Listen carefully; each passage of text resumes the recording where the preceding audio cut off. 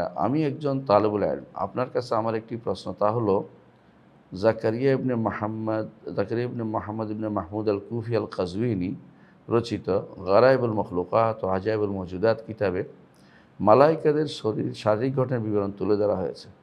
বিবরণগুলোর সত্যতা ও অত্র কিতাব থেকে ইলম নেওয়া কতটুকু সঠিক হবে দয়া করে জানিয়ে বাধিত করবেন। ভালো প্রশ্ন করেছেন।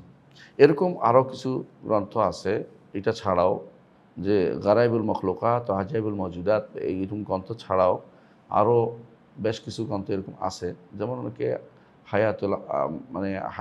হায়াতুল হায়ওয়ানা আল কুবরা বা এরকম আরও বই আছে, যেগুলোতে অনেক সময় এমন সময় তথ্য দেয় যেগুলো আমাদের কাছে কোনো অথেন্টিক সোর্স থেকে সাব্যস্ত হয়নি।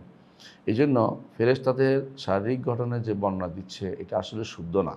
এগুলো তারা যখন ফেরেশতাদের শারীরিক গঠন এই কথাটা বলতেই পারে না, কারণ তারা যেই শরীরটা তাদের নূরের তৈরি, সেটার যে সত্যিকারের রূপ এটা শুধুমাত্র মুহাম্মদুর রাসূলুল্লাহ সাল্লাল্লাহু আলাইহি ওয়াসাল্লাম জিবরিলকে ২ বার দেখেছেন তার আসল রূপে, এবং তিনি বলেছেন ২ বার কখন দেখেছেন আল্লাহ তাআলা কোরআনে উল্লেখ করে দিয়েছেন, লাকাদ রাআহু নাজলাতান উখরা ইনদা সিদরাতিল মুনতাহা ইনদাহা জান্নাতুল মাওয়া। একবার দেখেছেন নবুয়তের শুরুতে, রাসূলুল্লাহ সাল্লাল্লাহু আলাইহি ওয়াসাল্লাম দেখেছেন যে আকাশ পূর্ণ করে জিবরিল একটা চেয়ারের উপর বসে আছেন, পুরো আকাশকে বন্ধ করে ৬০০ ডানা বিশিষ্ট। আরেকবার দেখেছেন যখন রাসূলুল্লাহ সাল্লাল্লাহু আলাইহি ওয়াসাল্লাম লাইলাতুল মেরাজে গিয়েছেন এবং জিবরিলকে দেখেছেন সপ্ত আসমানের উপরে সিদরাতুল মুনতাহার কাছে দেখেছেন, এবং সেটা কোরআন হাদিসে উল্লেখ আছে। তাহলে বোঝা গেল যে এই দেখাটা তার আসল রূপে দেখে। অন্য সময় যেটা দেখেছে রাসূলুল্লাহ সাল্লাল্লাহু আলাইহি ওয়াসাল্লাম সেটা বিভিন্ন সূরত তারা ইখতিয়ার করে তখন দেখেছেন। সুতরাং মালাইকাদের দেখার বিষয়টি যারা দাবি করে তারা এরকম এই শরীর, এরকম শরীর, আসলে এগুলি বাড়াবাড়ি ছাড়া কিছুই নয়।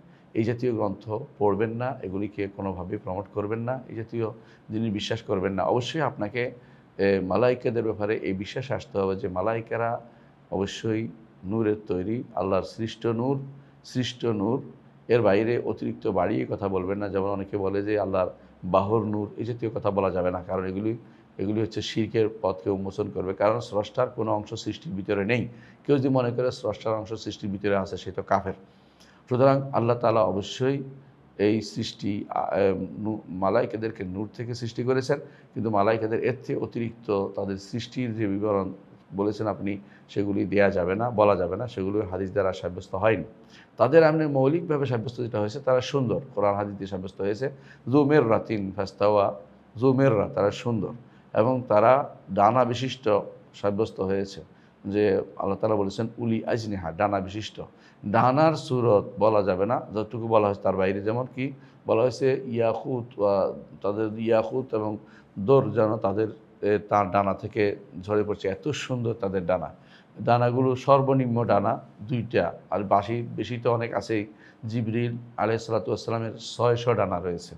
এর বাইরে যদি কোনো কেউ শারীরিক এটা ওইটা, কেউ নাকের বর্ণনা, মুখের বর্ণনা বা তার শরীরের বর্ণনা এগুলি বলতে থাকে, তাহলে বলবেন যে এগুলি পথভ্রষ্টতা, কারণ এগুলি কোনো হাদিস দ্বারা আসেনি।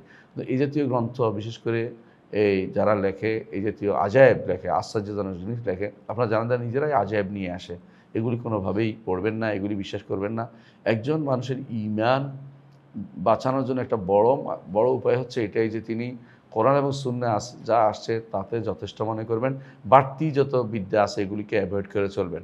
আপনার ঈমান যদি রক্ষা করতে হয়, আপনাকে যদি কোনো সঠিক পথে থাকতে হয়, তাহলে অবশ্যই এ সমস্ত গারায়েব যে সমস্ত বর্ণনা আসছে, ওনার এইরকম চলন, এরকম হাঁটে, এরকম উঠে, এই জাতীয় কথাগুলি বানিয়ে বলা হচ্ছে, এগুলি কোনোভাবেই বিশ্বাসও করবেন না, এগুলো পড়তেও চাইবেন না। যদি কোনো পড়ে, অবশ্য আপনি নিজে পড়লে বুঝবেন যে এগুলি মিথ্যা, এগুলি অবশ্যই তালিক করবেন, টিকা হিসেবে লিখবেন।